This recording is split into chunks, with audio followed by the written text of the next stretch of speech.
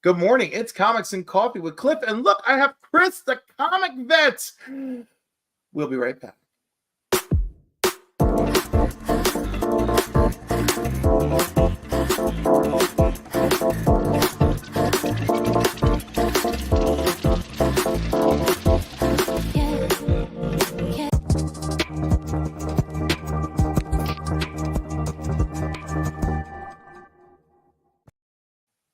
All right, that was terrible.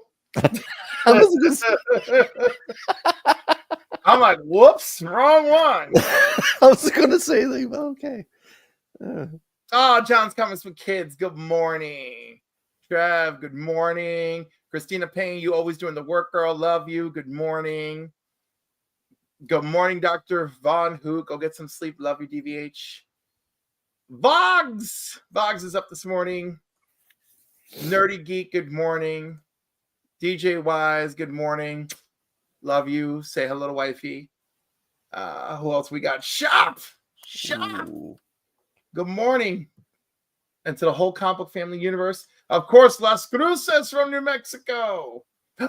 John was the first one this morning. Oh, good on you, John. Oh my God. It's like, so is it like rude when you beat Las Cruces in the morning? The funny thing is, like, I dropped something late last night on my way home from work too. I guess it already expired. Yeah. Las Cruces was there late last night around 10:30 p.m. our time. So I guess it expired. Yeah. No shot against John. I guess it's just I wish they would keep it for like 24 hours. Yeah. Right? Because like that happens. And John, again, has one of the best voices in the comic book YouTube world, in my opinion.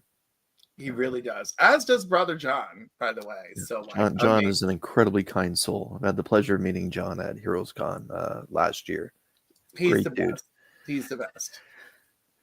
Good morning, Phil's Treehouse from your phone. Oh. Yeah, I have some. Okay, so first of all, I want the Council of Johns because like I love all the Johns that I've met in YouTube. My YouTube life. I'm like, I need to assemble the Council of Johns. I need to do this. It has to happen in my life. They're all wonderful. You know, some of them are there for me when I cry. Some of them are there for me when my brain is on fire and I'm like, I don't know how to handle this any further, you know, and they'll offer me an ounce of guidance. It's a great time. It's a great time. But speaking of people who offer guidance, you're there for me too, Chris. How are you this morning? I'm good. How are you? I normally don't get up this early other than to pop in and watch for a few minutes and have a little laugh. But for you, no problem. I love this. The Council of Johns is working in assembly. I appreciate it. I appreciate it. It needs to happen. That's pretty good. It needs to happen. All right. So, as usual, we like to kick things off by trying to get to know something about our guest. So I'll leave it to you, Chet. Should I ask a regular question? Should I ask something spicy, like a fun this or that? Let us know in the chat. 1 is a regular question. 2 is a spicy question. Just do that. I love this 1 and 2 thing. I mean, I don't know when the 1 and 2 thing started, but I feel like it kicked off because of Comics Tom, and so now I just absolutely love it. It was the thing when I first got into YouTube, I guess over 3 years ago. But yeah, it kind of died down. But the that interview really launched it back into the stratosphere, right? He did. It was like chat that doesn't belong to me that I'm clearly taking control of. Put a 2 if you agree. Oh, oh look, everyone's getting a 2. They want a spicy. That was a fun interview. That was a fun interview. That was a spectacular interview. All right, spicy. All right, so do you want the spiciest question first? I think we should do the spiciest question first. Wow. All right, spiciest question first is the this or that. All right. Would you rather flick Catwoman's bean or Black Cat's titty? Say that one more time. Would you rather flick Catwoman's bean or Black Cat's titty? Well, you got to go with the bean. Like if you're gonna flick anything, I'm not a halfway kind of guy. I'm full measure. Yeah, I figured, but I was wondering if just the idea of it being Felicia Hardy would have done anything for you. There's as a Spider-Man purist, let's explore this a little bit, shall we? Sure. As a Spider-Man purist, getting into Spider-Man when I did in the early 80s, yeah, motorboat, that's pretty good. A Bobby. The question wasn't motorboat. The question was flicking. John would take advantage. MJ and Peter got married right in the height of me falling in love with the character and falling in love with Amazing Spider-Man, Web of Spider-Man, and Peter Parker's Spectacular Spider-Man. Okay. So, not to say I'm an MJ guy. Right. I always look at the other women in Peter's life, even though Peter's not with MJ anymore, as controversial. Yeah. Controversial. So, and Catwoman's Catwoman, man. Like, there you go. Catwoman is Catwoman. I like that. I mean, obviously, I can't compare notes. You know, you need somebody else to do that. Has you, by the way. Good morning. All right, so that was my big spicy one to get right out of the way. Okay. All right. Let's see. All right, we'll go for one serious question. If you could own one comic book related item that is not a comic book from history, what would it be?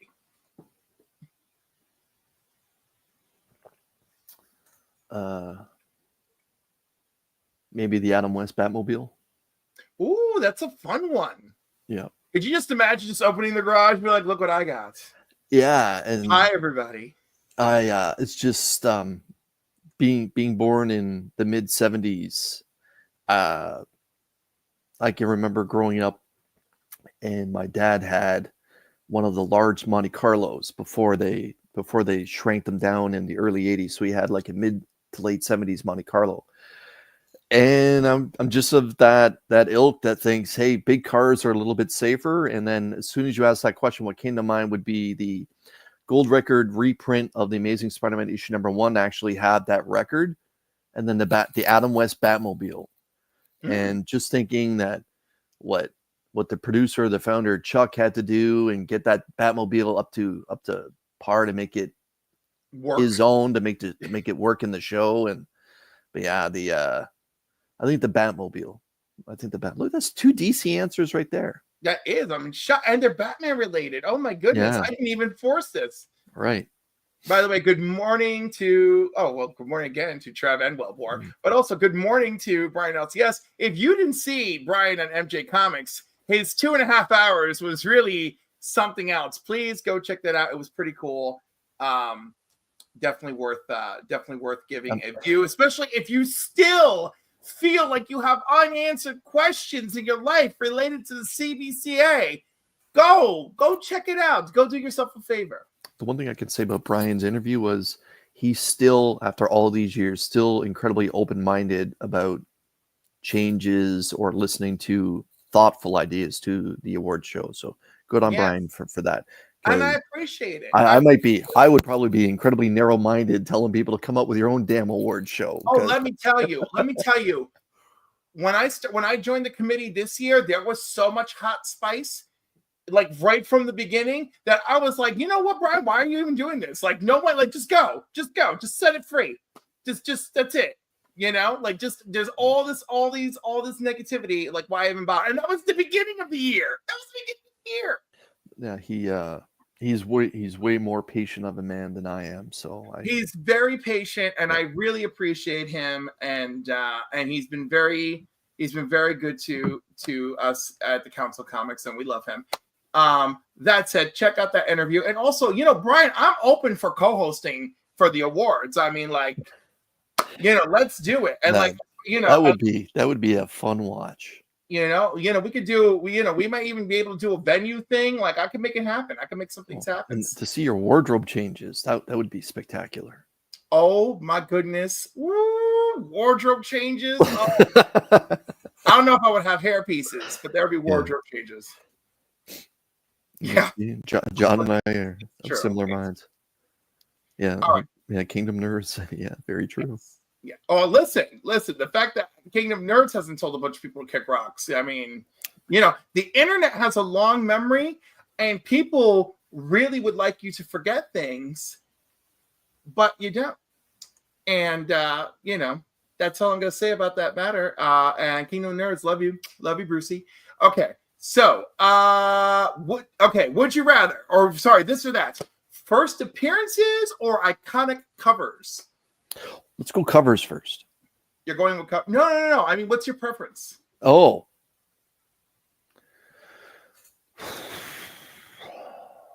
That's a great question. I think iconic covers because first appearances can be tagged under that. I.e., for example, Amazing Spider-Man 129, AF 15. Those are iconic covers, but they're also first appearances. Very true. Very true. So it could be a little. That's cheating, though. That is cheating. But not everything is the first appearance of Doctor Strange. Like, don't get me wrong, but yeah. Because there are some fabulous, and you know what? There's some underrated covers out there that are just amazing, and there's nothing else special about the book. There's, like, for instance, those Doctor Strange Alex Ross covers, gorgeous. You know, that boob window Power Girl, as usual, her boob window covers are good. 90% of Power Girl's artists knock out a great boob window. But some people, for real, like that 10%, how dare they? Like, why did you? And the nerve. Like, I see some like store variants are like $40 for some of the ugliest Power Girls I've ever seen. Still crazy. Ooh, Uncanny 101. It's a good one. That's one of my favorite covers too, because there's an energy to that cover. You know, it's not just that's a great cover. I mean, it's a great cover, but there's an energy that comes to that cover. There's a special place in my heart for the Chaos in Canada Uncanny cover, but some of you understand why. Well, of course. I feel like I'm living that today. Do you? Only today? Really? Just now? In 2024? On the 30th of November? Only now? Only okay. Now. Yeah. Oh my God. All right. In line with the last question, what is the okay, you know, all right, I'm going with this one. What's the most you've ever spent on a single comic, and do you think it was worth it? That's an easy question. I'll answer the tail end first. Yes, it was worth it. I spent $2,800 US. I like how you downed it to US just to make it more palatable for everybody. I spent $2,800 US on this in 2016. I'm still here. I'm like, what happened?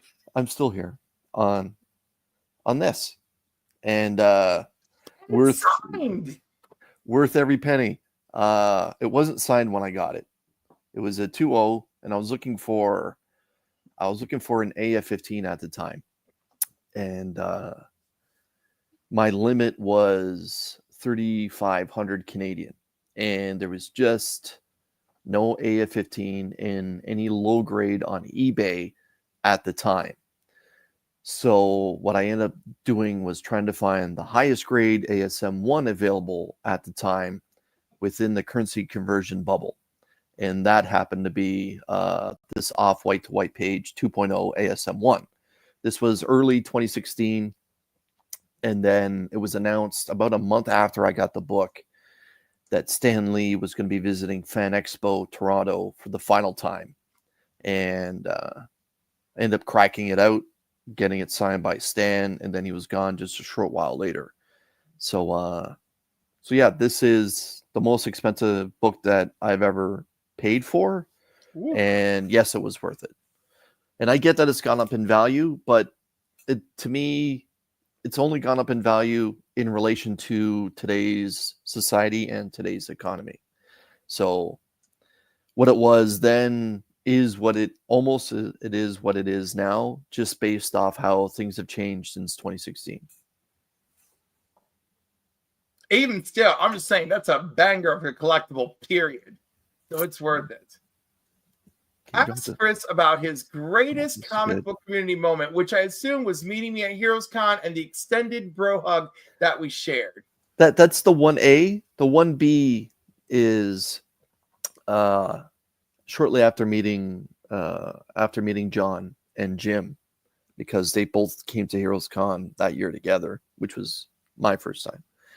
I was hammering out a deal for a low grade ASM annual #1, the first Sinister Six, and we were a few dollars apart. It was a trade in cash on top of it, and I was obviously concerned about money because when you're traveling to Heroes Con, you have to budget, and when you're Canadian, you got a double budget. You got to be very careful because you got to stretch those American dollars because you don't have any backup whatsoever with any type of thing. Because if you use a Canadian credit card in the States, you get double charged. As I was hammering out a deal, John walked by and put a little bit of money down towards the goal, and that was just one of those moments where you never forget. You never forget your friends because whatever the amount of money was, whether it was 1 penny or $20, when someone helps you like that to get to a goal, when you are literally an arm's length away, you don't forget beautiful moments like that. And John, brother John, was instrumental in helping me that weekend, because he put a couple dollars down to help me reach that graded Amazing Spider-Man annual issue #1, the first appearance of Sinister Six. See the beauty of these friendships. Like, I don't have family members who would do that shit for me. You know? And in the end, if it wasn't for YouTube, I just would have been a stranger that he would have walked past and not even batted an eye at. But because of this wonderful community that we all share here, he did something that was incredible. And him and his brother are incredible people. I had the pleasure of meeting Jim's wife this past summer and at Heroes Con. So for those of you that have never been to Heroes Con, if you can't afford to spend a lot of money on the floor, but you can afford somehow to make it that weekend, just go to meet the people. Just go to meet the people. You will not regret any moment of it. Trust me, because there'll be a lifetime of memories. Even if you don't buy a comic book at Heroes Con, it'll be worth the moments that you share meeting and sitting down and having meals and hugs and pictures with everyone that we share time with here on YouTube. Okay, I'm done. Go ahead, Cliff. Oh no, I love the sentimental. I'm all about it.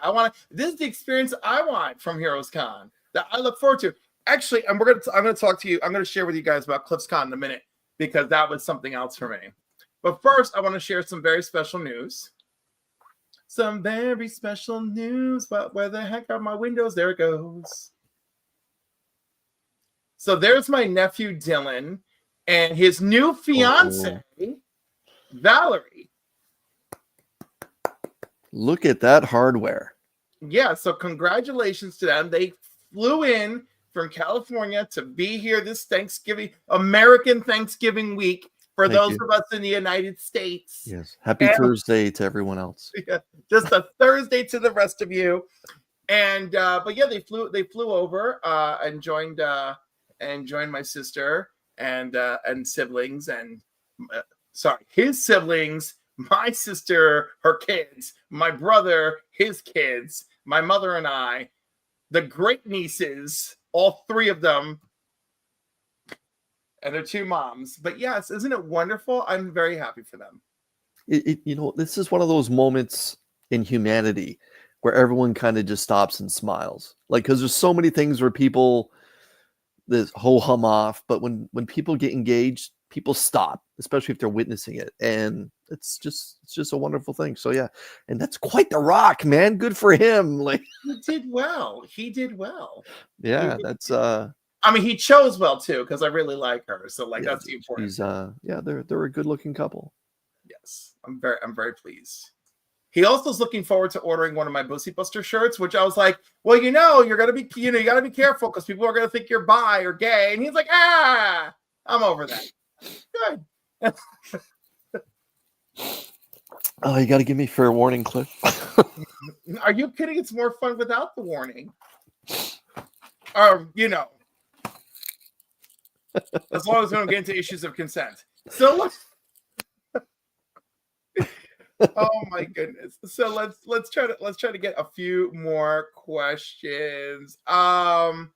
What is a comic that you've sold or traded and later regretted?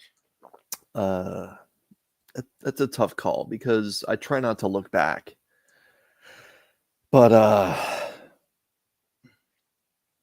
I let Giant Size X-Men 1 in like a 4.0 go for like $600 to help pay for a trip that financed the entire weekend altogether. And it ended up being originally a trade that I signed that I traded a signed hockey jersey for, and they were offering a CGC 4.0, or maybe it was a 4.5 GSX1, and I thought, I think I'm losing out on this trade, but I'll take it. And then going on a trip and having that book then finance everything. Well, we should stop and pay attention to what DJ just did. We should. DJ Links gifted 5 Cliff on Comics memberships. Thank you so much, DJ. I appreciate you. And I don't have anything fancy, so we're just gonna go with what I have on hand. That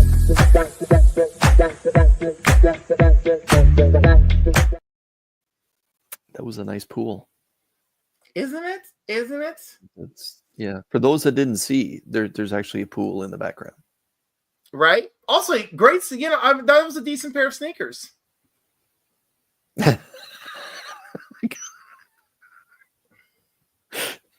I see what you did there.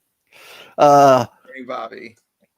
But yeah, that was many years ago, long before the COVID bubble, long before the resurgence of X-Men and that kind of thing. And yeah, there was a poll. Yeah, it was a good poll too. Yeah, that was a strong poll. Strong poll. Poor DJ. Now I feel bad. Yeah, you're good. I picked you up and swung you around like you were a rag doll last weekend. Like, it's all good. Like, don't worry, you're looking great, baby. You're looking great. DJ, there's a difference between fat and dad bod, right? Like, yeah, we're at that point in our lives. He's not, and he's definitely escaped dad bod, and he has sacrificed rice, which is just beyond me. I think DJ looks good. I'm not even as a half Puerto Rican. I'm not obsessed with rice, but telling me I cannot have it, would drive me completely insane. The only thing worse than that is because like I'm 9% Italian somehow, some way, and I'm the only one in my family obsessed with pasta. Obsessed with pasta. You tell me I can't have pasta, and I become violent. Every time anyone has ever told me, "Oh, well, you really should give up pasta," I go like, I will die. I will die eating the pasta. It's like, but your health. I will die happy eating the pasta. I will shovel the pasta in front of your face as I go down with that battle, go down with that ship. Okay. But, so to answer your question, I don't regret it. There's been times I thought if I would have used alternative titles to try and finance that weekend, but the weekend had so many incredible memories. Like with that money, I ended up getting Chris Hemsworth, his autograph on the original Thor coming soon poster. At the time, I was very much into collecting theatrical movie posters. And comic books were more of a second tier collectible because I hadn't returned to the world of New Comic Book Day. And I was really, really into autographing at the time. And like I mentioned, posters. But, you wonder, like, if I would have held on to that book, like, what could that book bring me today? However, like I mentioned, there's no regret to it because that weekend was just incredible. But that's the one book I think about. If I didn't let it go, what would it be at?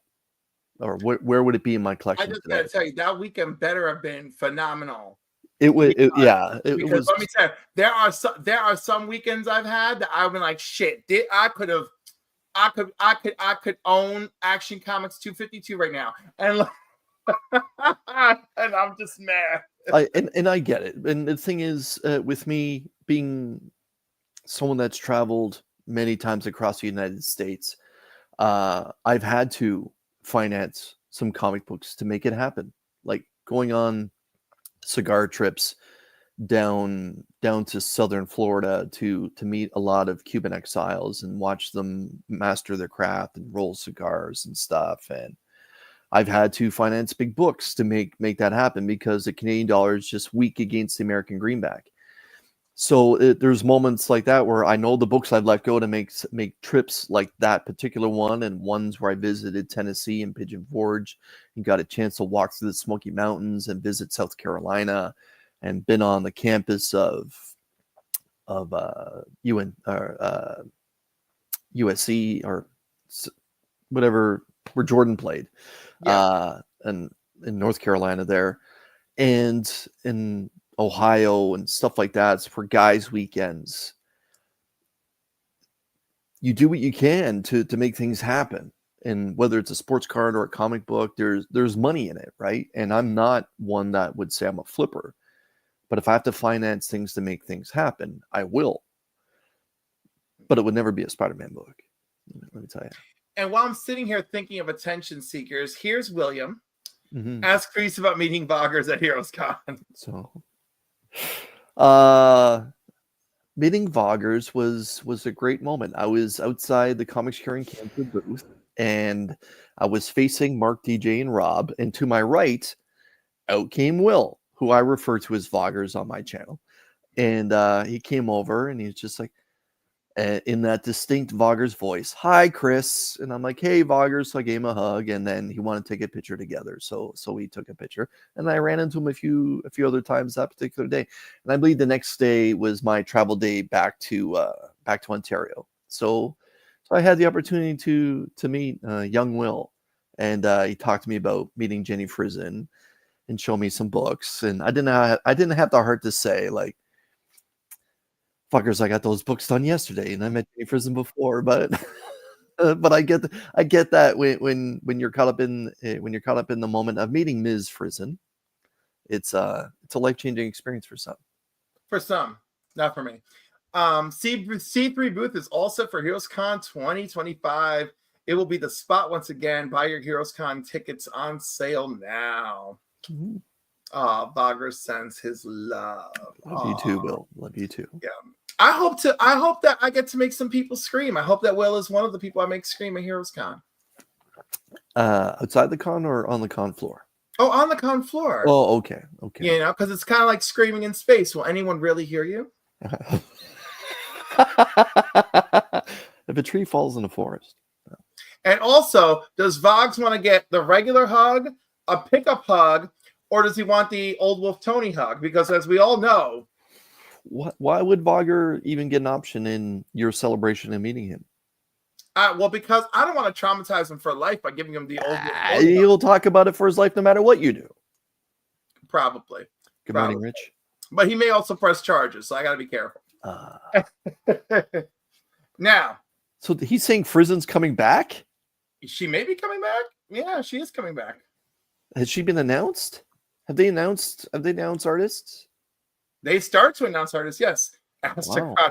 Jesus. You know what, Rich? I was like, I don't feel like you'd appreciate that one, and yet you're putting it out there.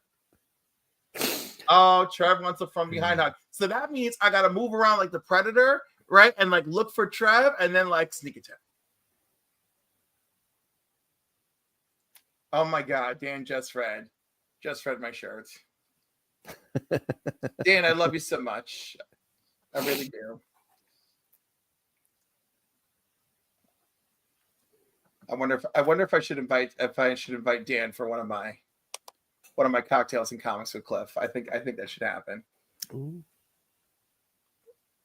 I need to corral a bunch of you. But you know what? In honor of DJ giving out some memberships, I think I'm just gonna thank my members right now.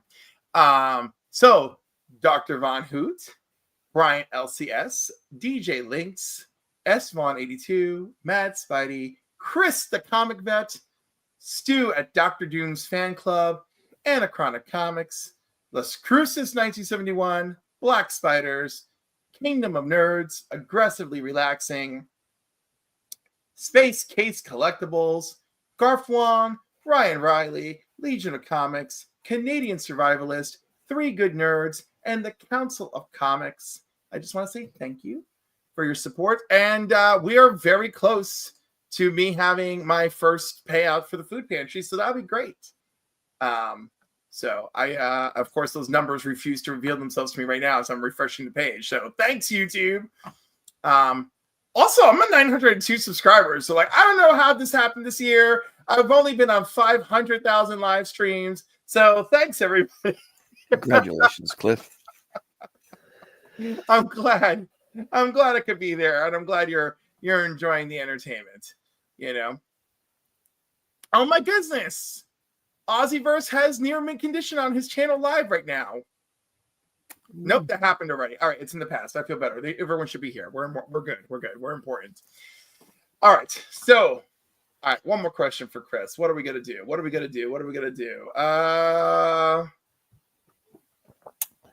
These are all questions I've never been asked before, so that's pretty cool. What's that? The bean flicker? Oh, yeah. No, I've been asked that one many times on different channels, but no, you have not. Have you really? I'm like, I want names. Small Town Collectibles did it years ago. No, it's never been that. Here's a good one. What do you prefer? Animated adaptations or live action movies based on comics, of course? Oh, wow. That's a great question. Great question.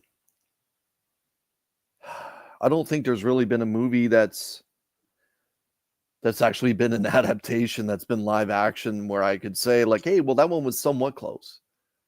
I don't think that's ever happened. I think Hollywood always just borrows a thought of an arc. That's about it.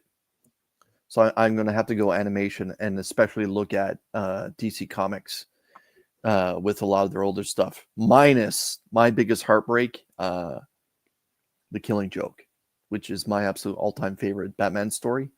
A lot of it they got right. The whole other part where they felt the need to add filler to that story was... Yeah, you know, Bruce Timm cannot help himself. No one is shipping Bruce and Barbara. No one, Bruce Timm.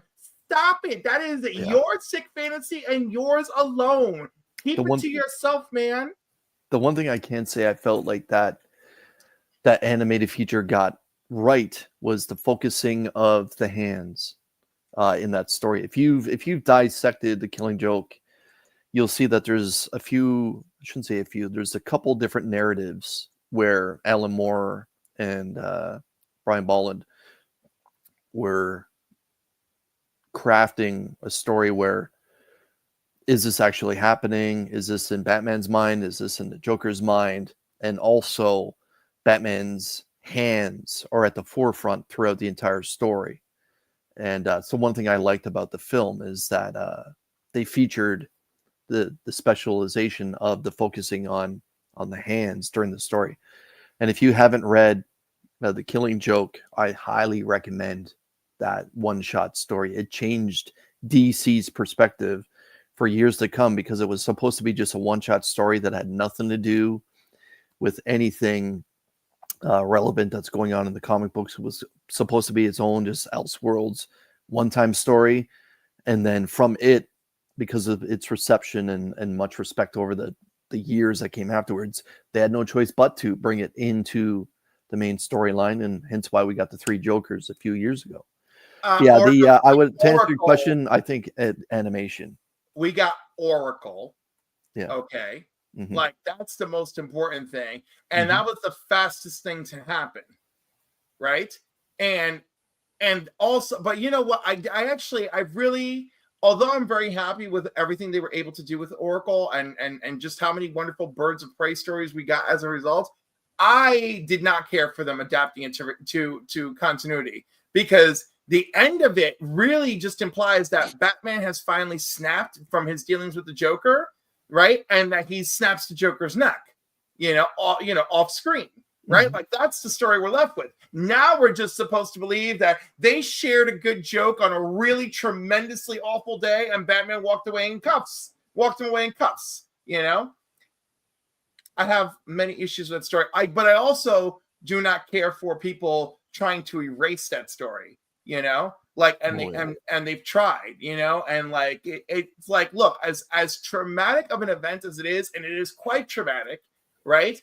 It's a huge part to, you know, Batgirl's legacy of storytelling.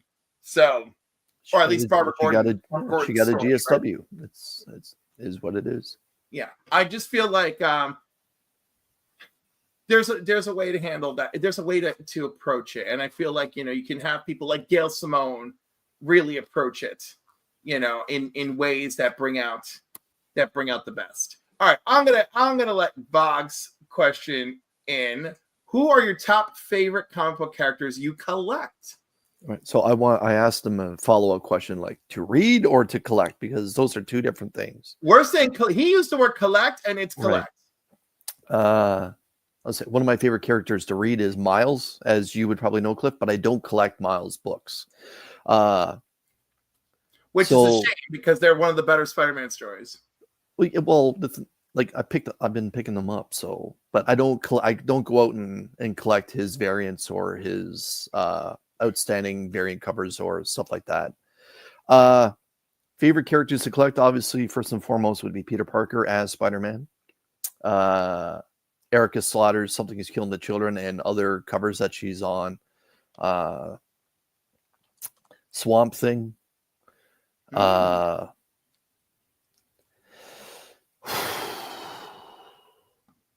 Any characters drawn by Frizen at this point. So whether it's Erica Slaughter, Poison Ivy, Catwoman, the independent stuff that she's been hitting the ball out of the park with. And I get DC versus Vampires would be one that I collect. Oh, yes, you do. Two things that you obsess on that I do not understand would be Erica Slaughter and DC versus Vampires. You know, so, and like, DC versus Vampires is like, I kind of like it. Like, I'll give you that, and that's fine. Like, but you love them. I really thoroughly enjoyed Deceased. When I was starting up my YouTube channel, I was really picking up Deceased, Bad Planet, and I was picking up the movie poster variants, and I really enjoyed that storyline. And those videos actually helped build a relationship for me with Mark from Legion of Comics, and it goes on from there. But that whole idea of a different Elseworlds where main characters and their health and their livelihood is secondary, I really liked. And then when I read DC versus Vampires issue number 1, volume 1, they wiped out main characters right off the bat. And then issue 6 happened, and the franchise in DC was wiped out and never returned. And I fell in love with that idea. And it just continued to happen. It wasn't a niche thing to hook a reader in. It just continued to happen and to happen and to happen. Nobody is safe. It has that Game of Thrones flavor. Don't fall in love with a character because they're going to fucking kill them off. And that's one thing that I loved about DC versus Vampires. That's why I champion it so much. No one is safe whatsoever, and it's had terrific writing to go along with it. Outside of the shock value, it's been a solid story. And the fact where the heroes lose, and they may win minor battles, but overall they're still losing the war. There's been no significant change to how things have happened. And that's one thing that I love. I'm not someone that loves the bad guy winning. In fact, I hate it. But DC versus Vampires was just a breath of fresh air. For me personally, when all I was doing was reading garbage from Nick Spencer on The Amazing Spider-Man at the time. So that's why I championed that Elseworld storyline so much, that it was one of those moments where I really shifted into DC thought process versus what the norm was at Marvel. That's not to say I'm a DC guy over Marvel, because I enjoyed the Marvel characters more than I do the DC characters. But the storytelling coming from DC at that time, and still pretty much to this day, is better. It is. But I've often said through decades, they switch. It goes back and forth. But right now, the pendulum is definitely with the primary writers at DC. And as someone that has Spider-Man tattooed on me, it hurts to say that, because growing up, it was the other way around. So when I fell in with this incredible American medium, it was Marvel to me that was clicking on all cylinders with the Uncanny X-Men, The Amazing Spider-Man, and so on from there. Marvel is still treating your boy Spidey right in one regard. Yeah. Again, to me, that's a what if, right? No, it's not. This world, Earth 6160, is birthed from 616. No. Don't get me wrong. All I'm saying though is, it's that just can be written away. It's just an idea that they've had. It's a what if Peter never got bit till he's in his 30s? I don't think it, but it's really not a what if. I mean, I get it's not a what if, but the whole genesis of it is, and the same thing with the absolute world. It's just a what if story. It's not main continuity. But really, it's not. It's created by Earth One Darkseid. Like Earth One Darkseid died to purposely give birth. And I get the whole idea. Like, don't get me wrong, I get the whole idea, but it's just, hey, like, there's only so much storytelling we can do because there's so much backlog of history here. What if we take the character, put him over here, and hit a soft reboot while the main character is still moving forward? Here's one really disturbing thing. It's okay to disagree. It's okay. This isn't even a disagreement. This is okay. This is a disturbing thought that I have. Right? Is Ultimates and Absolute are a unique way for Marvel and DC to clutch ownership of their product when they become public domain.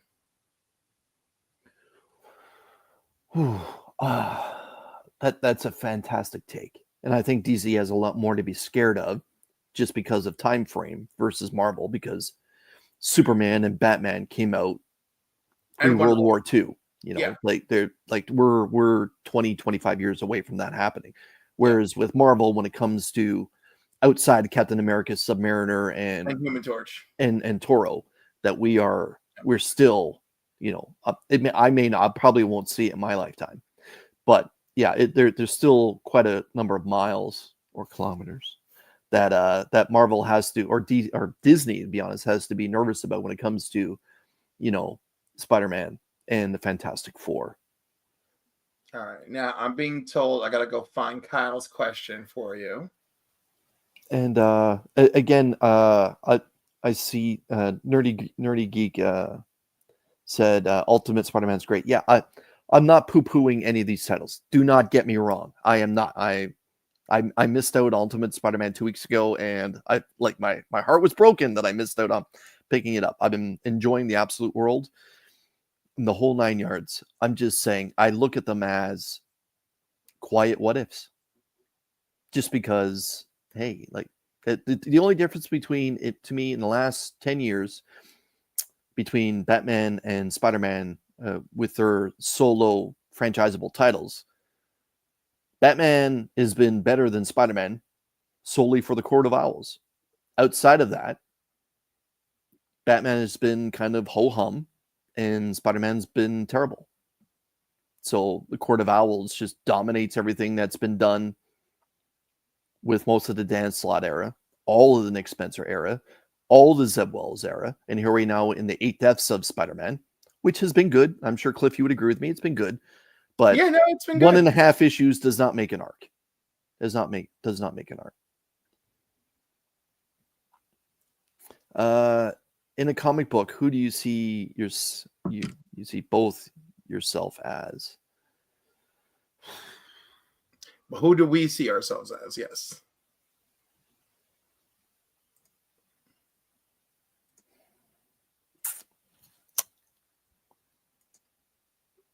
Who was the photographer that was in the Marvels that Alex Ross painted the interiors for. That was, oh my god, that's so funny because I think of myself as the old man in Kingdom Come.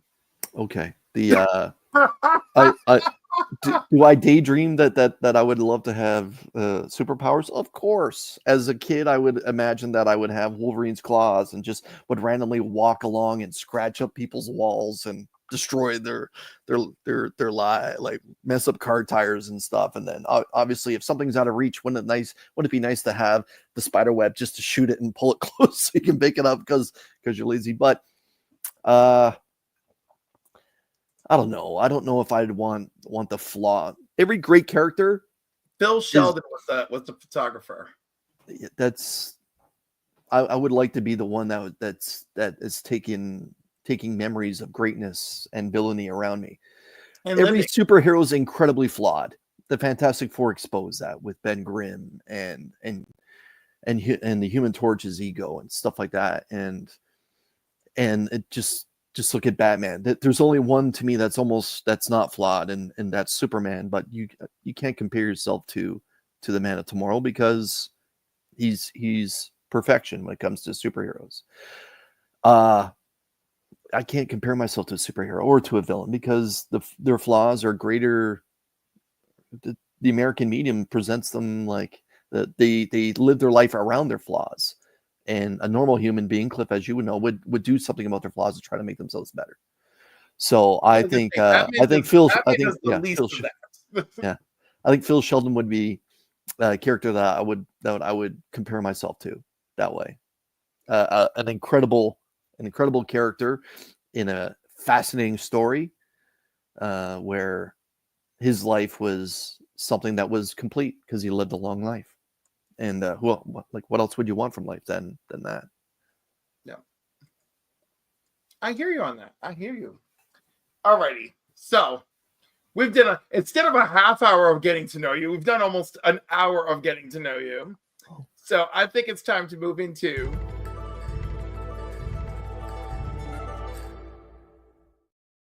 our comic of the week, which I am actually going to go with. Hold on, let me find the correct cover.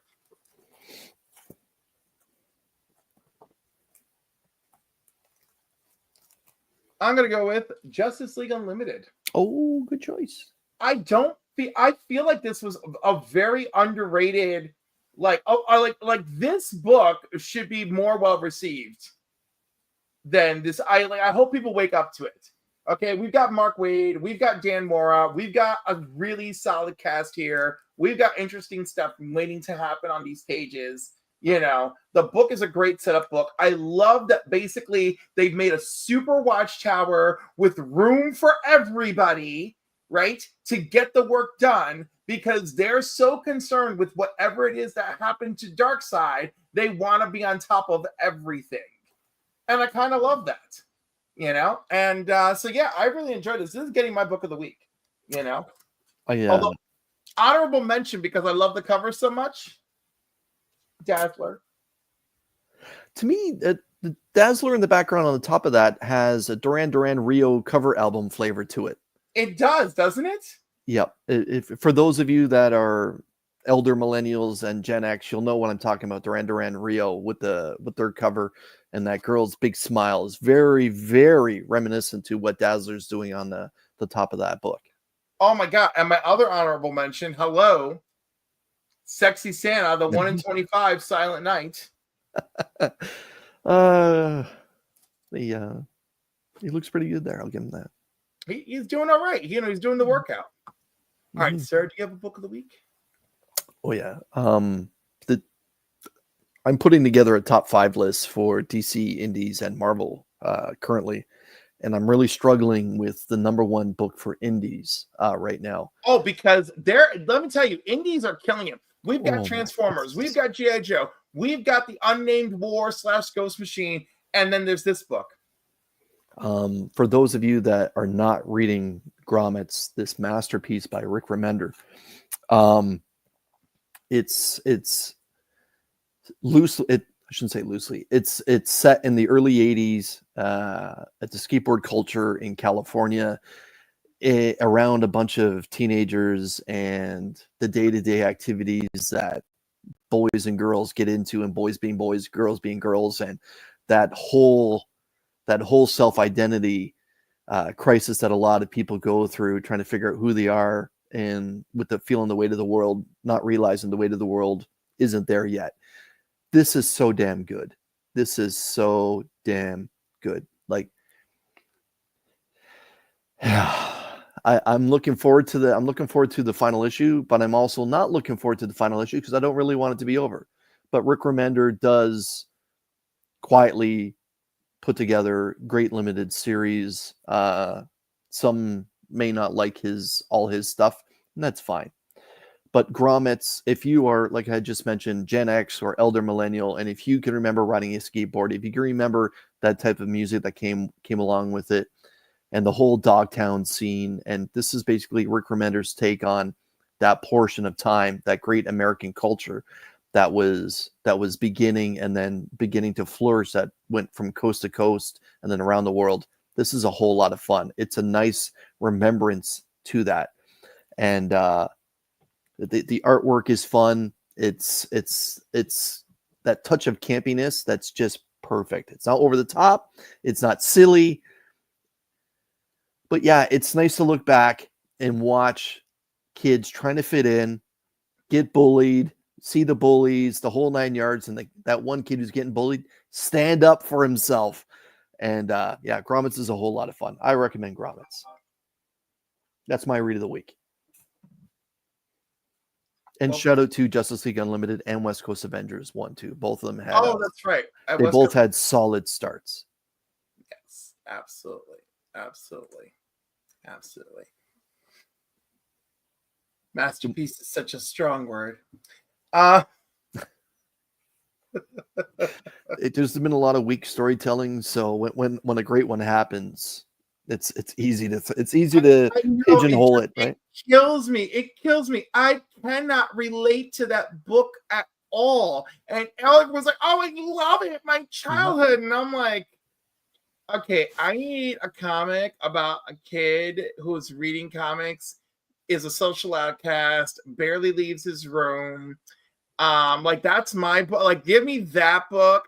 He's watching The Real World, marathon. But that's two different generations. Distinctly. This is early 80s. No, you were born in the early 80s. You didn't live the early 80s. And what do you didn't live the early 80s? You didn't live in California either. No, I didn't live in California either, but I was born in 78. So what are we talking about? So the 80s. But this is like 82.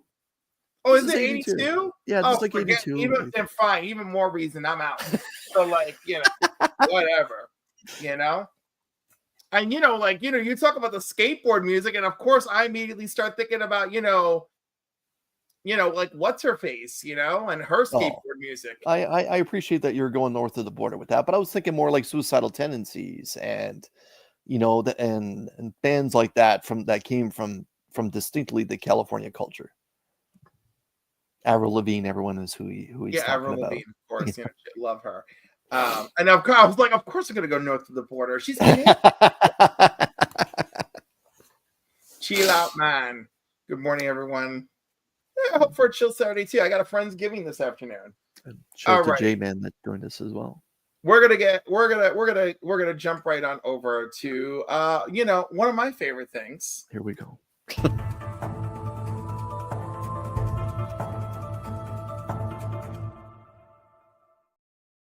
So first off, shout out to CliffCon because like not only did I meet Cliff, all right, and he's another Clifford. I met the other Cliff, and we're all Cliffords, so that was really great. All right, and I had a really nice time there, and Eddie from the Batcave, he won a Council of Comics monthly giveaway box, and in that giveaway box, I put in my own box in there, right? Eddie saved that box and put comics in it for me to give to me at CliffCon. Good dude. And he really is. And in this box is Marvel team-ups and Defenders issues because he knew that that's what I was collecting this year. That was like my collector's goals this year. So shout out to Eddie. Lunch Money Comics, Cliff, other Cliff, Dave Ocaña for going with me, my buddy. Otto, love you, Otto. Shout out to you. Noah, Brook Boy Comics, thank you. That's a great palindrome right there. Which one's the palindrome? Otto. Otto Grotto? Otto's a palindrome, no matter which way. Otto's a palindrome, yes. Yeah. You know, I wouldn't. I gotta work. Oh, I should come up with something. I love palindromes and I love alliteration, but obviously I love alliteration more. You know, which is funny because Sam did not count on alliteration for Council of Comics, and I have run with it. Run with it. My goodness. But yeah, okay. So wait, I did all that, but I just gotta say, so like, this is my Bussy Buster for the week. Marvel Team Up number 24, where he teams up with Brother Voodoo against Moondog. That's an interesting dress that that young lady has on there. Well, she's being abducted by Moondog, and Brother Voodoo and Spider-Man are there for the rescue. I mean, this is just crazy, but I love it because it's insane, and of course, because it's one of the ones I don't have, and it's a little bit more difficult to get. Mm-hmm. But basically, I got a few weeks worth of Bussy Busters just at that one trip. That one trip to CliffsCon. And you know, one thing that I was disappointed about last weekend, my show in Fishkill with the Council of Comics, we had very few vendors, and the vendors were not looking to make deals. You know? Like, and you know, that's a turnoff, but we didn't have that many vendors, so okay. But then at CliffsCon, there was a bunch of people, there was all vendors.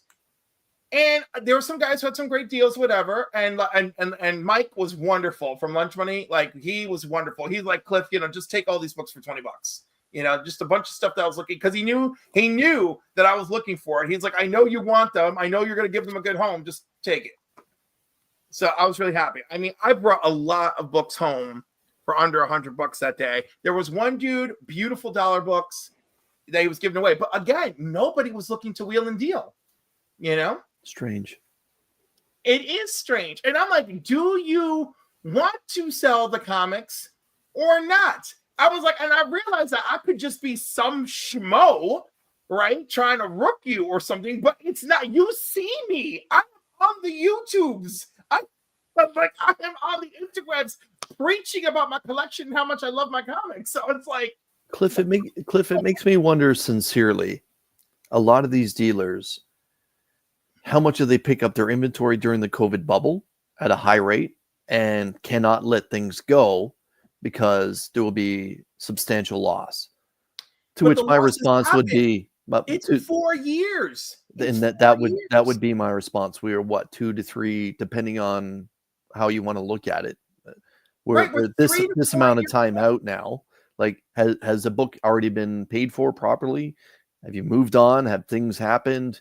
So at this point now, if you sell this book, even though it's at a different price from what you paid for it, are you now making money? Yes. I mean, I would feel so. Capitalism, baby. Good morning, Zaddy. Good morning, Will. Mm-hmm. Yeah. Very true. Is making zero better than taking a little, right? Exactly. Like, there was like 3 Marvel team-ups I really wanted that were like, again, harder to get issues. And the guy's like, oh, I'll do 120. I'm like, 120? I'm like, just bring it down to 1. Bring it to 1 so I can get the 3 books I want. Yeah, you know? There was another dude. All of his boxes were labeled 50% off, right? All his boxes are labeled 50% off. But the comics individually had notes on them that said no more than 20% off or no discount. So the thing is, he had a Defenders that I desperately wanted. So I had to leave 2 other books behind that I also wanted, because I was like, well, if I'm going to leave here, I'm going to leave here with, you know, one that I really, really want for the collection, right? In the meantime, look what I picked up in a dollar box. Oh, that's just before the Mad Dog stuff. Yeah. Yes. Mm-hmm. And I got $1 each. Like, no rhyme, no reason, you know. Like, just Shane has a great one there. 1063. Maybe they were charging more because you are a famous YouTuber. I'm not the only 4 people recognize me. And shout out to the 4 people that recognize me. Isn't that great? Like $1 million, and I really love it. Great? I really love it. Yeah. Everyone's always asking, like, and it's funny too, because like, I mean, I really love that people will send me stuff or give me things. Like, don't think that I don't love it. It warms my heart, And like, but at the same time, I'm like afraid to talk about what I'm missing so much because I also enjoy the thrill of the hunt. But like, this was a big one for me, because this is the 2nd appearance of Taskmaster. I wasn't aware of that. Yeah, it's like his cameo in Avengers, his full reveal in Avengers with the cover, or if you want to say his first appearance and first cover appearance, right? However you want to do it, right? Yeah. Bobby DeLaG was actually correct that those are great newsstands as well. And here's my future niece-in-law with my mother being like, "Why are you spending money?" And but like, still, like this, is she the young girl that just got engaged? Yes. Congratulations, Valerie. I'm so, it's so funny because it just dawned on me that her last name is Staples, and Staples is the family my cousin married into, right? But I'm really glad because I was like, that's the family they married into. So like, we don't have to worry about any, like her being like a 2nd cousin, 3rd cousin, 4th cousin. This is not Game of Thrones, man. It's not, but yet at the same time, we have to be careful. Is that what you're saying? You gotta be careful. You gotta be careful out there. You gotta watch out. Look at Tony. I want that Taskmaster. Mm-hmm. Unbelievable. All right. That was good. We did some good Bussy Buster action. Yay.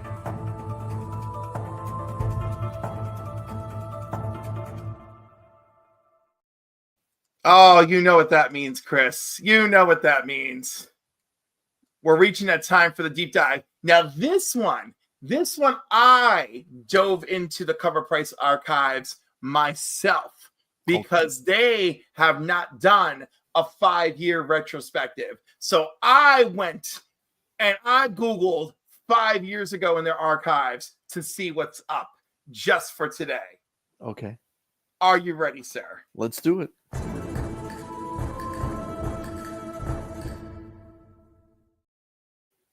All right, here we go. First up for Rate It or Hate It. Morbius, the Living Vampire. 5 years ago, this variant was released in November of 2019, and it's a 1 in 50 Inhuck Lee variant. Like, do I have that right here? Do you? As I'm searching and searching, here is a Morbius from the same run. Oh, it's just the cover A. Okay. Apologies. But again, in 2019, people were thinking, "Ooh, Sony film." it wasn't. I'm not gonna lie. Okay. Rate it. What's it gonna be? 1 through 5.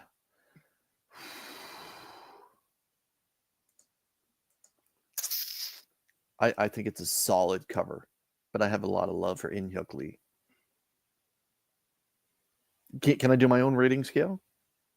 Why would you do your own rating scale? I give it 4 Maple Leafs out of 5. Oh, if you want to do that, yeah. 4 out of 5. 4 out of 5 Maple Leafs is just as good as a regular 4 out of 5. Okay, yeah. I give it 4 Maple Leafs out of 5. All right, good. There's a lot going on in the background. If you're not paying attention, if you're just focused on Morbius screaming or like whatever it is that's coming out of his face, if you look at the background, there's more than one gargoyle. The bats in the background. There's a lot of work. There's a gargoyle in the front. It's a solid cover. The series, there's a reason why Morbius doesn't have a monthly right now. Yeah, unfortunately. But, it's a solid book, and it's kind of retained some value, so that's kind of nice.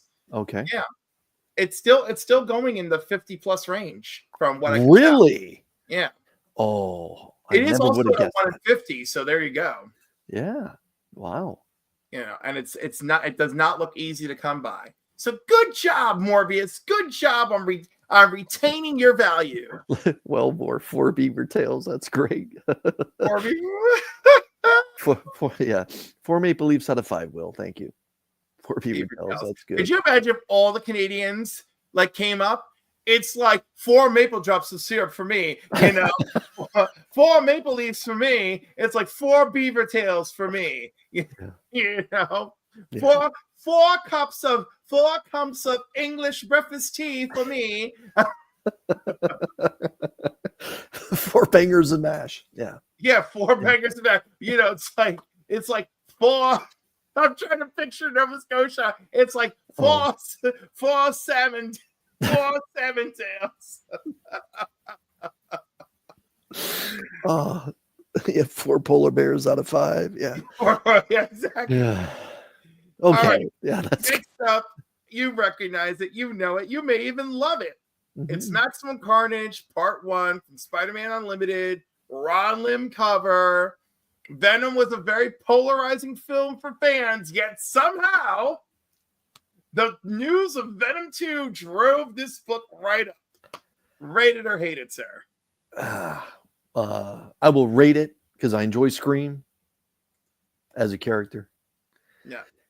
And my God, let there be carnage. I can't, but like for such an important villain, man, did they fuck that up.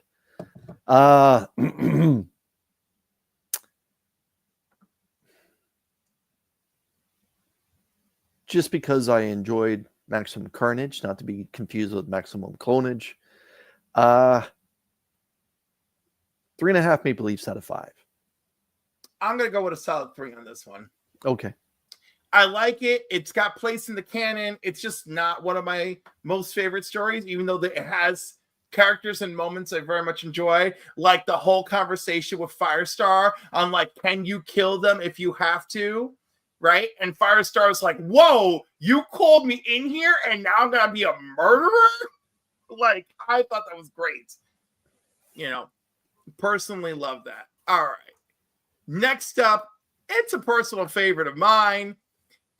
For 2019 was the first time we heard rumors of a Thunderbolts movie, and that brings us to the Incredible Hulk, number 448, introducing the Thunderbolts. Hate it. I think that's terrible artwork. I agree, and it's Mike Deodato too. I know. To me, it's rushed. It's like an afternoon jobby, as opposed to taking the day to work on the cover. Like it's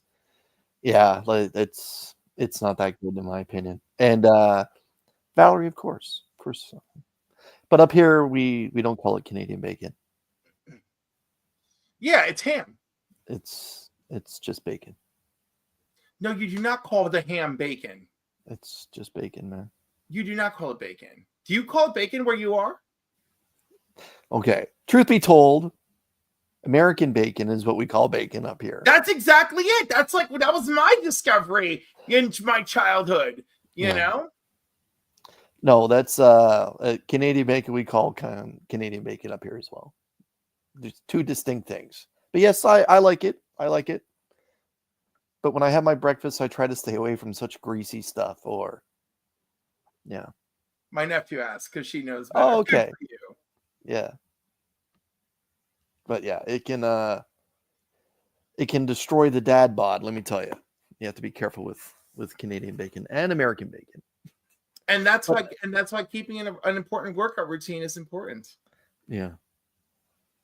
But no, I understand the appeal of this particular issue for Speckity Speck. Yeah. Otherwise, nah, man. Well, I am giving it a 4 because I love the Thunderbolts. I do hate the artwork, but I do love the Thunderbolts, and I love the original Thunderbolts. I love the reveal that they're the Masters of Evil. I'm like, oh my God. Yeah. And of course, the Thunderbolts we're getting now, I don't even know what the hell they're supposed to be, right? Because I think that's why there's an asterisk. It needs to be an asterisk. The entire MCU cast of the Thunderbolts are Captain America knockoffs. Winter Soldier, Taskmaster,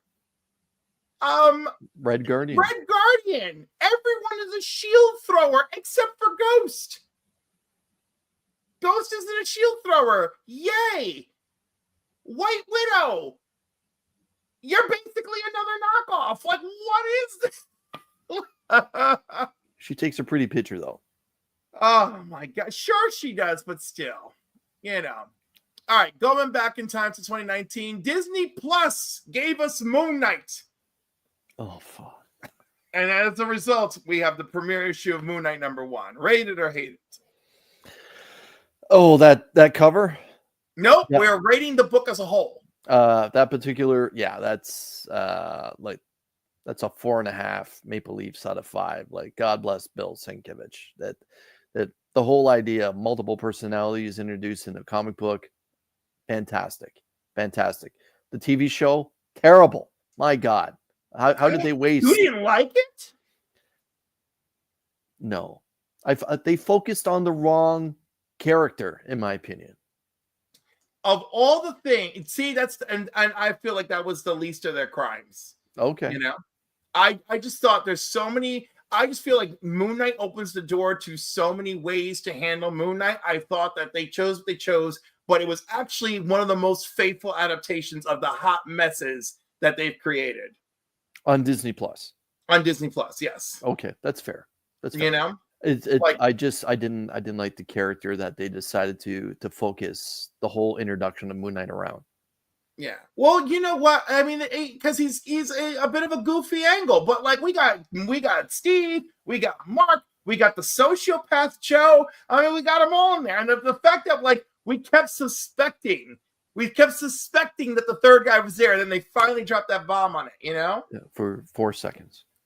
I know it's 4 seconds, but look, it just the door is open for more Moon Knight, and that's what's really important. And we got Scarlet Scarab in the process too, and she looked amazing. Can't disagree there. You know, if nothing, so my 2 ups were I appreciated the character they gave us in Moon Knight, even you know it was a unique entry point, right? But also I thought Scarlet Scarab was very cool, and I was happy to see her. But getting back to this, is this what is it? 4, 5, 3, 2, or 1? 4.5 Maple Leafs out of 5. Yeah. Oh, I love that. Love that.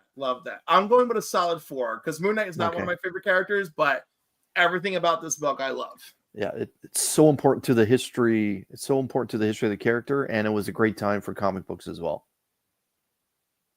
Now, the next one on the list is on my to-do list.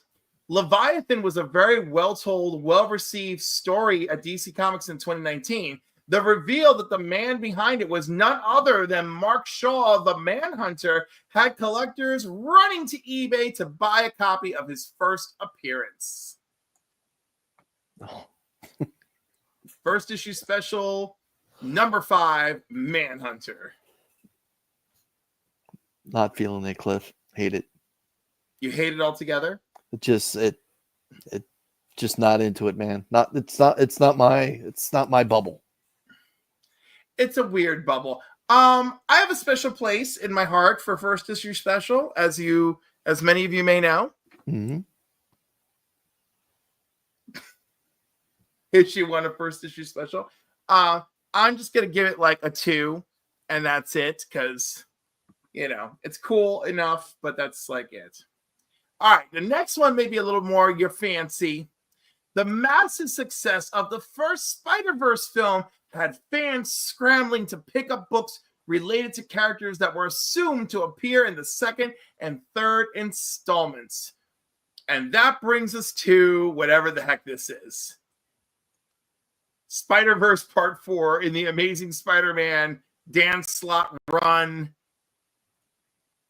What year is this? Let's go back. Of 2014.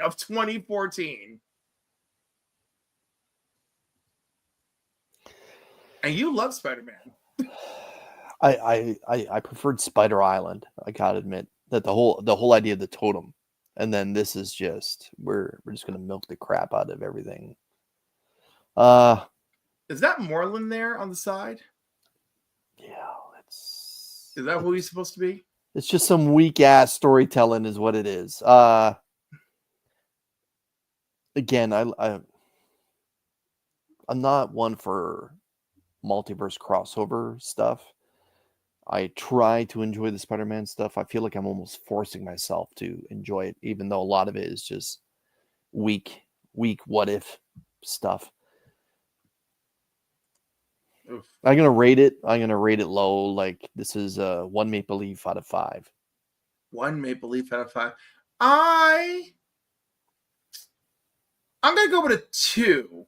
Okay. Because I don't remember hating it. Because the villains were still interesting. Right? Because weren't they kind of like collecting them and killing them and stealing their power? Yep. Yeah, I liked the villains. And if I like your villain, I can hang. You know? Again, Dan Slott, not the most horrendous storyteller. Thank God. Unfortunately, what's his name? Not Zeb, the one right before Zeb. Nick Spencer. Nick Spencer has to go to the grave with that. That is a dark cloud that will rain on him for the rest of his life. Mean, can you just imagine that that's how people are just going to treat you? It's like, hey, Nick says, oh, that's Spider-Man, Nick. That's Spider-Man. Hey, next up should be a sore spot for you. This oh my God, not immortal. This important Bronze Age Grail features multiple first appearances. This issue also features only the second appearance of Wolverine. Oh, too soon, Cliff? No, let's do it. Yeah. X-Men #1. This is a 12 maple leafs out of 5. To me, singularly, the most important X-Men book ever created. I get people say, well, if it wasn't for X-Men 1, we wouldn't have the X-Men. Well, X-Men 1 gives you 7 first appearances. I'm sorry, but X-Men from X-Men 1 was dead in the water. They were reprinting all that crap, and it wasn't even monthly.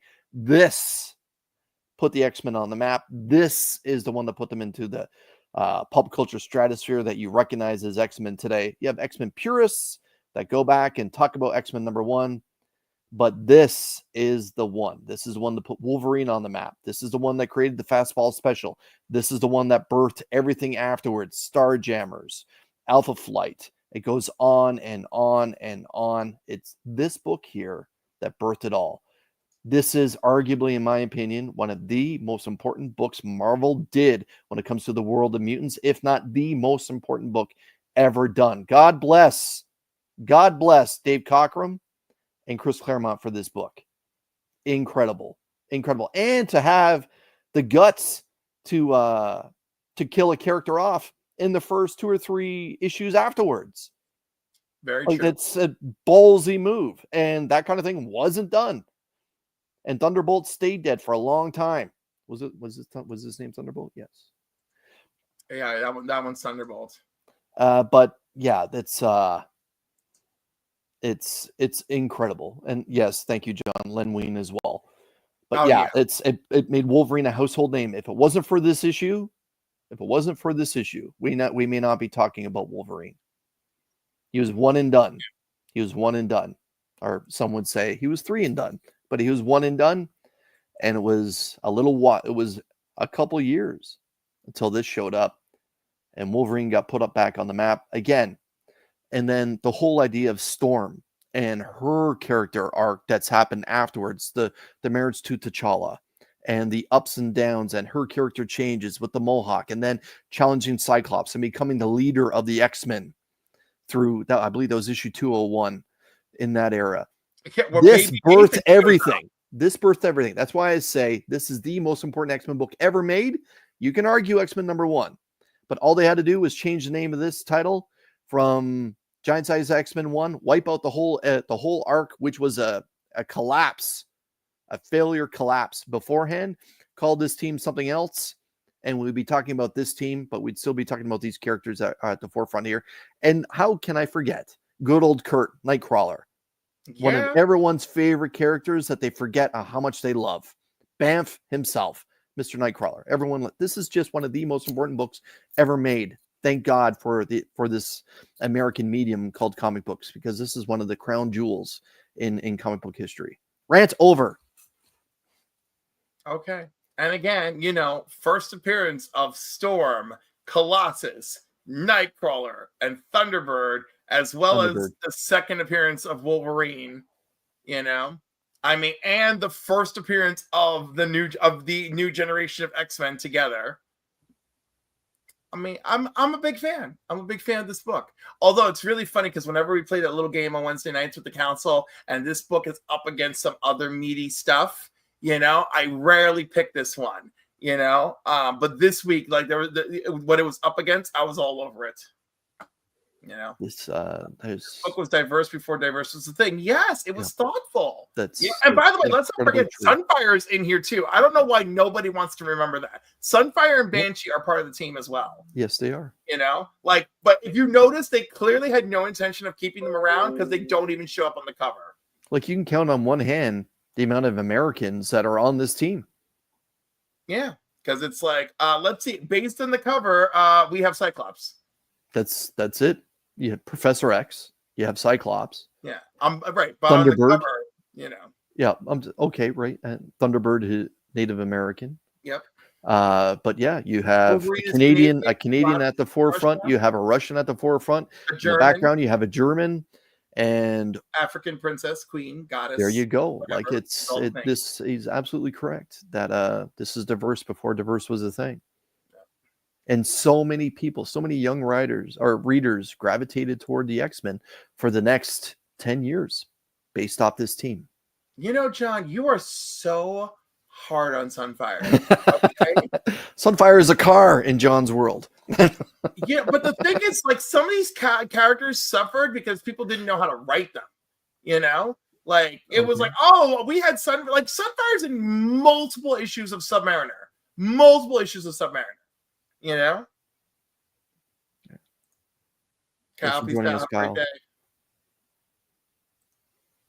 Aurora was born in New York City. I keep forgetting that. That's true. Well then, okay. That's true. Would she call herself American or would she call herself African or African American?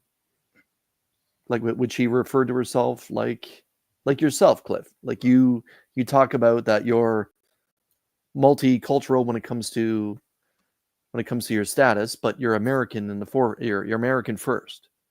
Yeah, I mean, I know where I was born. I know. So what would Storm call herself first? Then? I think she'd be African American. No, I don't mean African American based on her culture. I mean, would she say that she's African, or would she say she's American if she's born in New York City? I think we only need, or like I'm presuming she's not from Wakanda, but that's what I mean. She is a Wakandan royalty by marriage, so like that's a whole other thing, right? Right. And like technically, if she had stuck with that marriage, then she would just be Wakanda all the way, wouldn't she? Yeah, Wakanda forever. Yeah, exactly. So I mean, I'm gonna go with like Storm would totally be doing. What would her passport be? What would her passport be? Oh, American, and also the fact that Storm's current role is like an American ambassador for mutants and the Avengers and all that. Like, yeah, absolutely. You know, I feel like Storm would be all over that card. But yeah, to go back to the original question, 20 Maple Leafs out of 5. This is you went up. You went from 11 Maple Leafs to 20. We're going all the way up. Of course, I hold true to my standard, and so 5 out of 5 for me all the way. The best 5 ever. All right, next up, not a big surprise. It's the first full appearance of Carnage. Because again, Venom 2 had been announced at that time. 5 Maple Leafs out of 5. He came in like a hurricane. He was unbeatable. They had Spider-Man and Venom had a team up to do with Cletus Cassidy. I enjoyed the rollout. It wasn't rushed. It worked. And this was an interesting time to be reading ASM Web and Spectacular. But yeah, it was I get that it may have come down in value or whatever, but hardcore Spider-Man's fans recognize the importance of 361 and the greatness of the character when done right. Yeah. By the way, like this book has barely moved. Like raw copies were selling for $376. I'm sorry, no. Raw copies were selling for $110 and 9.8s for $376. And most recently, a 9.8 I saw sell for $390. So like we're doing okay here. We're doing okay.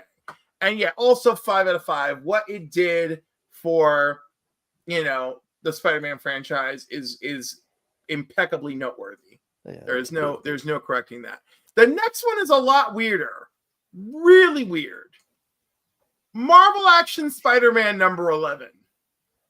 All right. This is on the list because Marvel Action books were published by IDW, and they were not as heavily ordered as Marvel counterparts. The recent success of ratio variants led many people to seek out this number 11. Raw copies at the time were selling for $52. And this is also a 1 in 10 variant to boot. It's a 1 in 10 variant by John Boy Myers. So that gives it some spice. Yeah. That gives it some spice. Yeah, there's still some copies out there in very fine condition selling for $30. So that's noteworthy. Yeah, rate it or hate it.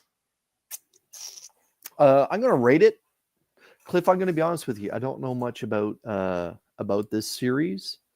I would have presumed without you giving any backstory, I would say this is probably a book that was published and geared towards much younger readers as their introduction to the medium. I'm not overly a fan of Venom being hulked up in size because Peter, when he wore the black symbiote, he wasn't hulked up. And I get Eddie Brock has a bigger physique, but to the point where this is, I think this is a little over the top. I'm just going to give this a 3 out of 5, just because I have a lot of respect for how Peter looks here, but the Venom definitely detracts for me. I'm going to go with respect for how much I love John Boy Myers' art, and I'm going to give it a 3 out of 5. I have no idea what this book is, where it came from, what is even happening. Yeah, I do like that Miles and Gwen are in the background. I do, and it clearly, from the description I read, it clearly is geared to new readers. Oh, okay, so okay. I'm impressed with that. All right, the last one on the list is special to me because I like wild mystical characters, and that is Marvel Chillers number 1. 2019 was a year full of rumor mills with the upcoming Disney Plus series announcement that Chthon may make an appearance in WandaVision, which leads us to Marvel Chillers featuring Mordred the Mystic number 1. Yeah. Rate it or hate it? Let's rate this baby. Yes. Let's rate this baby. Again, I kind of like solid color backgrounds, but I see that the villain is essentially the solid color background. I'm gonna go with the 3. I got to. If I was purchasing comics in this time frame when this book was released, this cover would be one that would make me be like, let's give this a go. It kind of has that Creeper from Scooby-Doo vibe.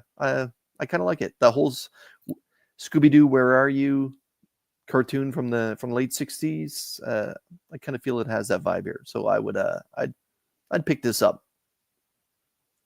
I am like right there with you, but I really like Mordred the Mystic, and Mordred the Mystic shows up in all sorts of crazy places in like Marvel Avengers lore, and I love that.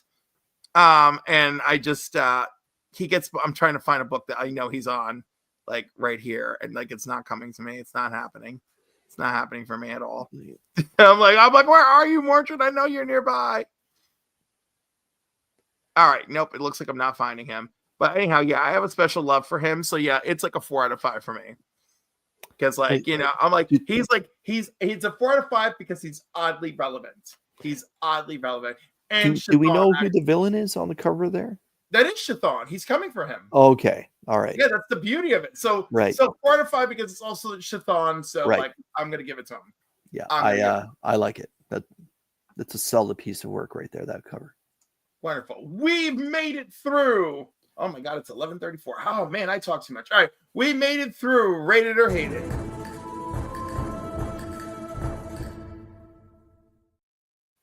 Good choice with that intro there, or that exit. That's that works.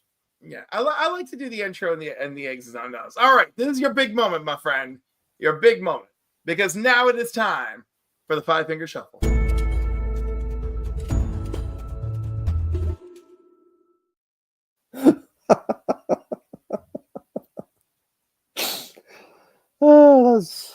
That's great. Why is that what? Why did that?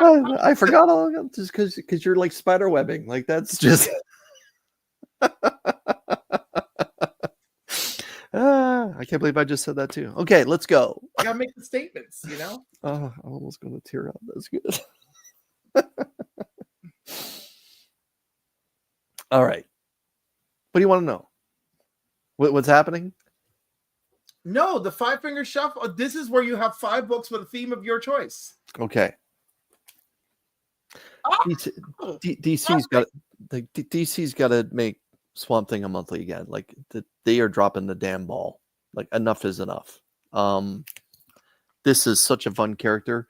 He's been well represented by such incredible writers over the time. Obviously, Alan Moore comes to the forefront, but look, Jeff Lemire did an incredible Black Label 3-issue series called Green Hell. It is incredible. Rom V most recently did a limited series that they expanded to over double its size because of how good it was. DC, for the love of God, we're doing an all-in. Give us back Swamp Thing. If someone knows if Swamp Thing has a monthly coming and I don't, please share it. But like Swamp Thing needs a damn monthly. He does, and especially in today's culture where we're so concerned about environmentalism. Poison Ivy has her own damn monthly. Why doesn't Swamp Thing? Right. Bring it. Bring it all in. Where is... Oh, I'm just... Rant time. I'm tired of breaks when it comes to comic books. Something's Killing the Children now is on pause for 4 or 5 months. Like this... Like, what happened to working on a script for 2 weeks, which would then basically give you 10, 12 issues, write something else for another 2 weeks, revisit something. Like what's going on in your personal life where you're causing readers to take breaks? Like Saga, I'm looking at you, BKV. Like why are we taking breaks? This is not sometimes they really do have stuff going on in their personal lives. You know?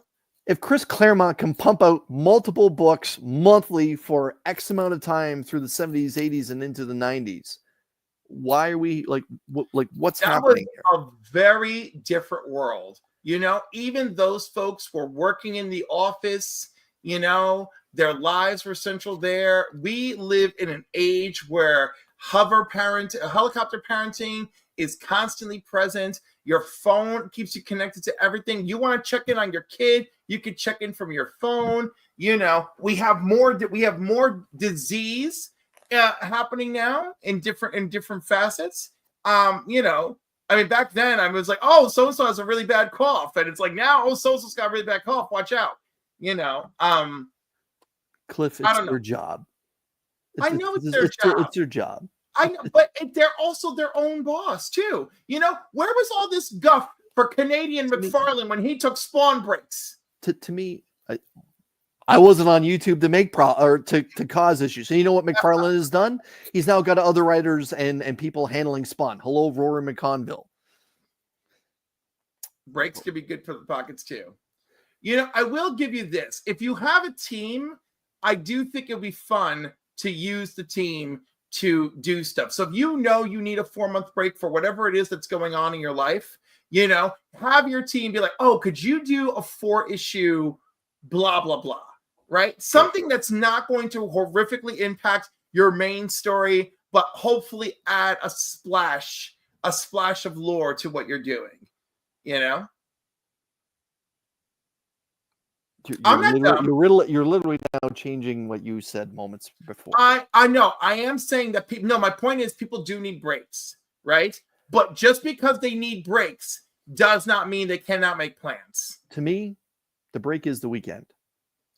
Right, but that's like writers are supposed to be working 8 hours a day, wherever they're centralized, whether it's from home or they go to an office or they have an home office, whatever it is. 8 hours a day, you're working on a script. If you have writer's block over a certain character, then focus on the other series you got going on. To me, there's no legit reason. If you're pumping out 32 issues and 4 or 5 of those pages are nothing but battles, like for the love of God, like Stan Lee pumping out how many damn books monthly? Yes, but if we go back and we look at how ridiculous some of them were, I mean, Spider-Man defeated Sandman with a vacuum cleaner. I mean, let's also think about that. Different times. All right. Oh, now I'm not saying they were great stories. I was saying he was pumping out stories. I know, but like, you also want to pump up quality.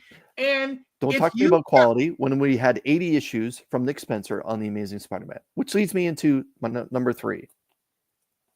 Horrifying. Oh, how fun. I liked the idea of Dr. Doom as a Sorcerer Supreme. I like the primary villain in the Marvel Universe. Pick whatever one you want. Dr. Doom, Apocalypse, Magneto, whatever the flavor of the month is in your own world, or whatever character that you focus around when it comes to Marvel.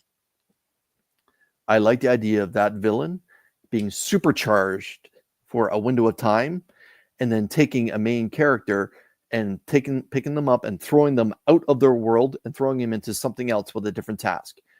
That's why I'm hoping the 8 Deaths of Spider-Man is a whole lot of fun. I'm not saying I'm hoping it's great. I'm just hoping it's fun, because Spider-Man has not been fun in a while. 2 issues in, it's been a lot of fun. It's been fun.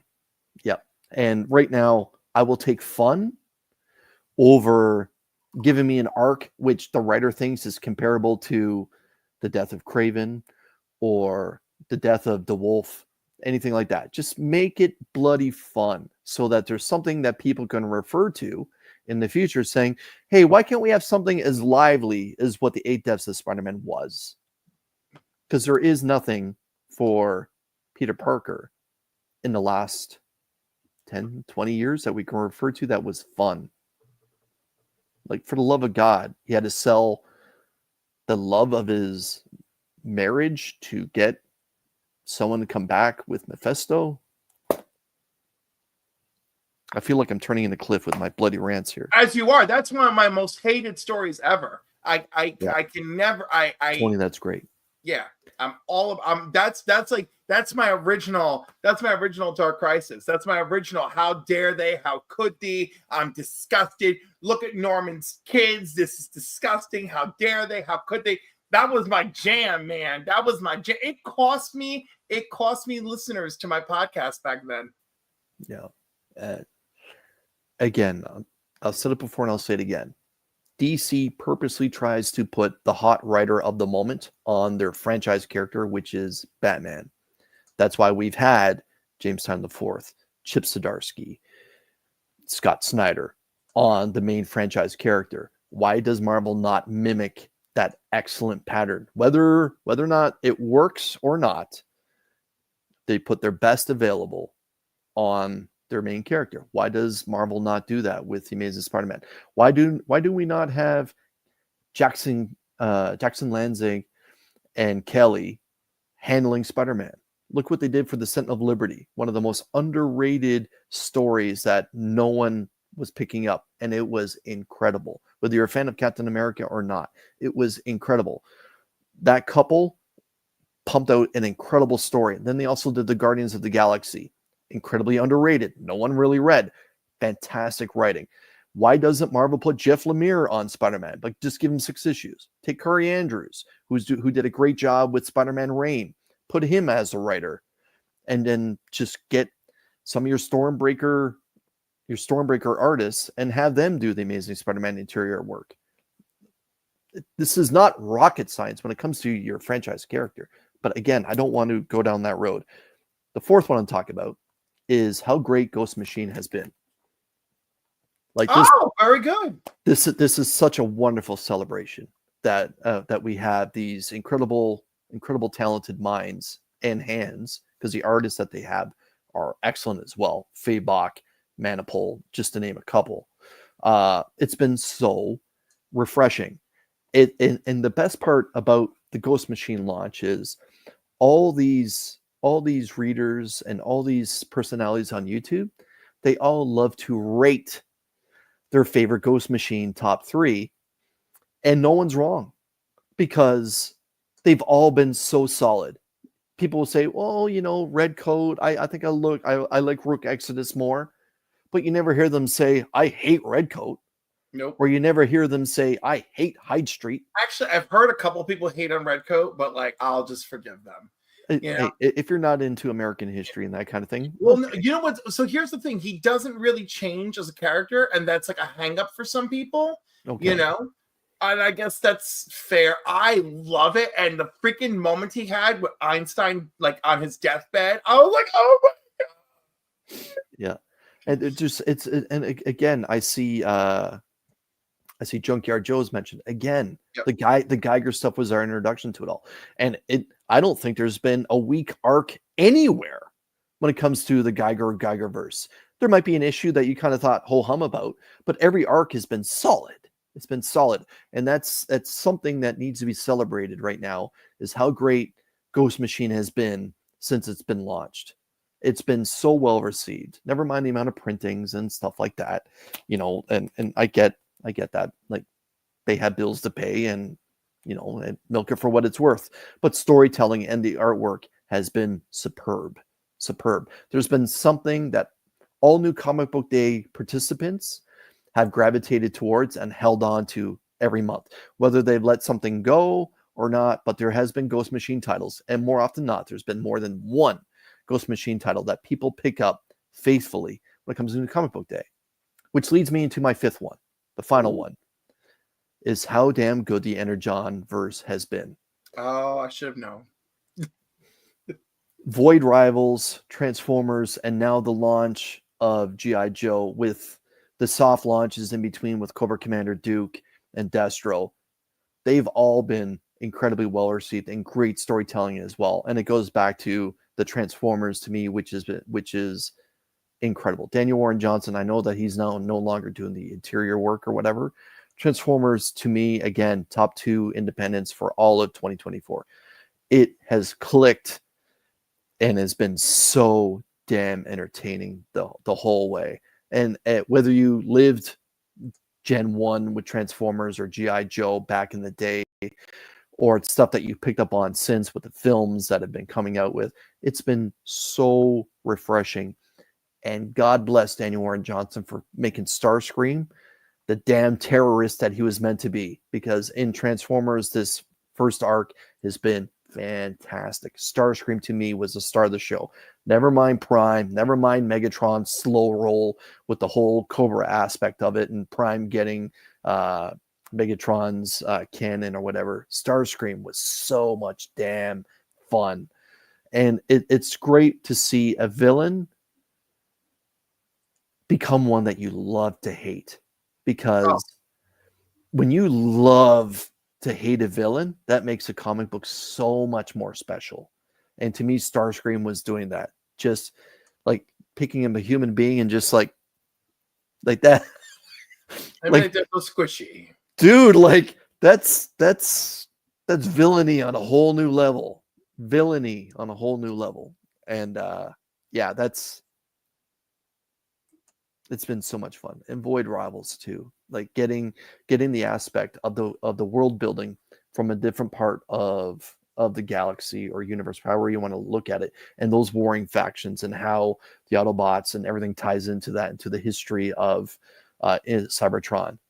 So damn good. So damn good. I'm a very casual Transformers person. Yeah. So I always, prior to now, I've always looked at Starscream as more than a bit of a joke, right? A bitch. He's Yeah, just been a nagging, crying bitch. Right. But like here, from day one, it's like we're having none of that.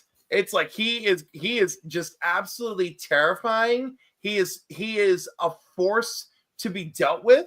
He is not someone who is going to back down or tiptoe looking for his laurels. He is front and center. He will happily kill for what he wants. He just, full on.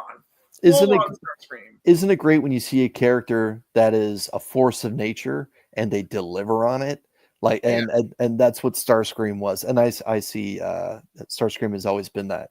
But in the cartoons, he was almost a punchline to a lot of things. But in the first and a little bit of the second volume, he has been incredible. just like he was freaking King Kong when the world was not expecting it to happen. It was so damn good. So damn good. Yeah. Even though Cobra Commander had a lot of I still found Cobra Commander threatening in the series. Even though he was more of a, even though he has bumbling jerk moments, it was still like I didn't feel about Cobra Commander the way I felt about Starscream. I was like, oh, Starscream, oh my god, Starscream, put the cape down, you idiot. Like, it was just like I never had a moment with Starscream. Like Cobra Commander had all sorts of great moments, Great cover recently too with the G.I. Joe 1 where the Lee Bermejo variant, where it looks like he's getting ready to punch, but you see Duke in his reflection coming in with the right fist. But yeah. But it's Lee Bermejo, so of course. Yeah, Bermejo is a master. There was a question much earlier that someone asked, who would I think is the artist of the year? Oh. So I'm just going to revisit that. And to me, always Raza is someone that needs to be considered. Now, it'd be easy for me to pick one of my favorites, Arthur Adams or Jenny Frison, but to me, especially in the last couple months, the work that I've been witnessing from John Jang, I would say is a tie for me for 2024. Put Raza and John Jang as my favorite cover artists for this year. But it's the cover artist. I'm thinking illustrator. I want somebody who does like Daniel Samper, Mr. Hello, Look at Me on Wonder Woman, Daniel Samper. Like, yeah, Puppeteer Lee is another great one. Absolutely correct. But I like those artists where we're not getting, 4 covers every new comic book day, and that's what I enjoy about Raza.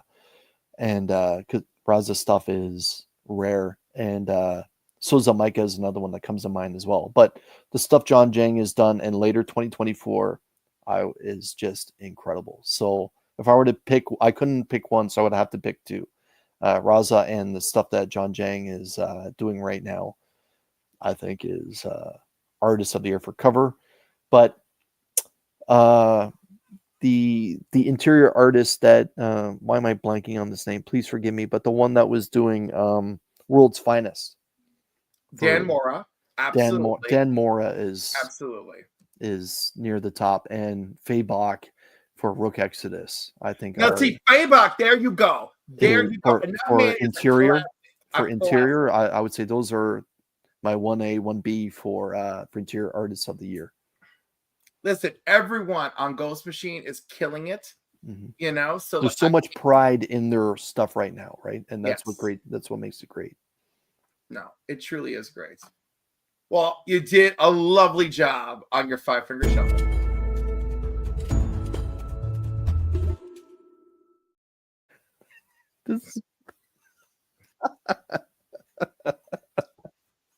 Yo, just if anybody wants to, just depending on what you want, send me $5 or $10, and I'll get in Canva, and I got paid that Canva cost off, so I was like, I'll get in there, I'll make some nice things for you.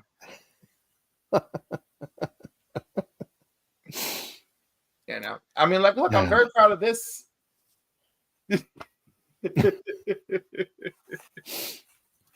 Chris, it's been an absolute pleasure having you today. Everyone, please go check out Chris the Comic Vet. Check him out Wednesday nights at 7 p.m. Eastern Standard Time for Show Us What You Got on New Comic Book Day. And Chris, what else do you have coming up? Normally on Saturdays, 2:30 Eastern Standard Time, I'm on Rob's Fat Stacks of Comics for the award-winning Only Slabs. Often imitated, never duplicated. But because of American Thanksgiving, Rob's taking a rare Saturday off to spend time with his family and his children. So it's a great thing. But it worked out well. So I got to make my Saturday appearance on YouTube. So I'm glad that I was here. This Monday, keep an eye out for This Monday, keep an eye out for on the Comic Vet YouTube channel. I'm hoping to have my top 5 list for the three big types of comic books that I'm reading, Marvel, DC, and Independence, as I take a look back at 2024 and celebrate a lot of great storytelling that happened. And yeah, that's it. And watch for me, on other people's channels like Mad Spidey's Hangout on Saturday evenings. But yeah, let's make sure that we're subscribed to Cliff and get him over the 1K mark. And while you're at it, let's subscribe to Freaky Louie and get him to 1K. And because I feel like that's a shame. Dave's not at 1K yet. He should be fully monetized and using some of that money for some of his costumes and backgrounds that he does. I love how he made the portable display for Heroes Con, so they can just set it up and take a picture. That was so damn. And for those that haven't met Freaky Louie and Will, Cup of Comics as well, these are men amongst men. Let me tell you, they are chiseled. These are guys that you would want behind you if you've had one too many beers and you're getting a little mouthy. Good night, everybody. Like, these are serious dudes, man. These are serious dudes. But yeah, I'm glad I'm friends with them. Like I said, if you had one too many, you're starting to get mouthy with someone that's a lot bigger than you, make sure you got Louie and Will behind you, because if you can handle it, I'm sure they can. These are dudes. Like, trust me. I love it. That's a great way to close. Yeah.